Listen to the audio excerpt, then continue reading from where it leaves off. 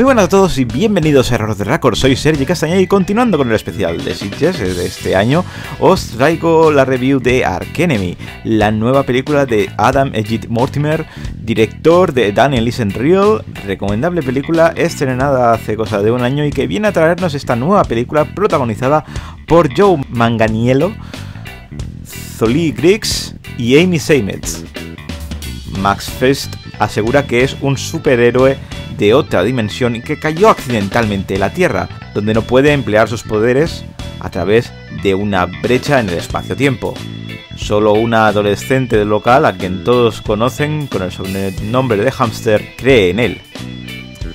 Siendo Spectre Vision una de esas productoras que en años anteriores nos ha traído joyitas como Mandy, Color Out of Space o la misma Daniel Isn't Real, raro era desperdiciar el volver a degustar un nuevo producto de esta productora fundada por Elijah Wood, el inolvidable Frodo Bolsón, que la verdad es que como productor no está nada mal.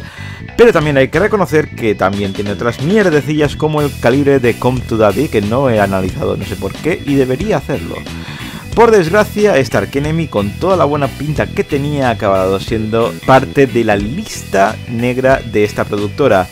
Lo mejor de la película es la propuesta, que intenta ser arriesgada. Joe Manganiello va aduciendo palmito y ojalá tener ese cuerpazo, para qué negarlo. Y para acabar en los piropos de esta película, pues veo favorable que hayan intentado aderezar el film con animación.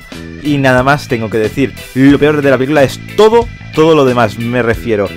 La película no arranca en ningún momento. Intuyes que va a hacer en un momento de explosión de violencia que nunca llega, pese a que todo parezca indicar que va a caer aquí la de mamporros en un momento.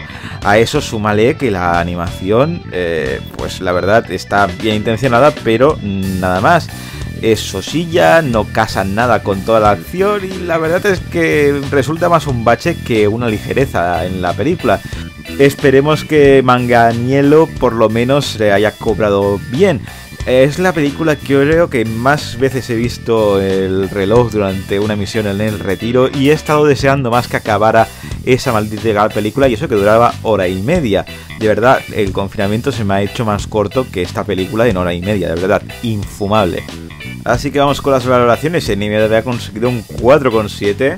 En Metacritic ha conseguido un 4,2 y son notas muy elevadas porque yo le pongo un 1 y muchísimas gracias. Y el 1 va por Joe Manganiello, que la verdad es que es el único que más o menos aporta algo de calidad al fin, porque todo lo demás es un completo desastre. Una mierda enorme que espero que no nos vuelvan a vender nunca más, porque la verdad yo las hora y media más larga que he pasado en un cine y deseando que acabara, porque no porque la cosa fuera mala, no, es que era infumable, es que no pasa nada en la película. Ahorraroslo, el tráiler está bastante bien, a mí al menos me convenció y eso es mejor que la película. Recordad que las valoraciones son personales y que si tenéis la vuestra podéis dejarla aquí abajo en la caja de comentarios. Y nada más por hoy, suscribiros y darle al like, que yo doy mucho sobre el contenido de este canal y nos vemos en el próximo vídeo con mucho más cine.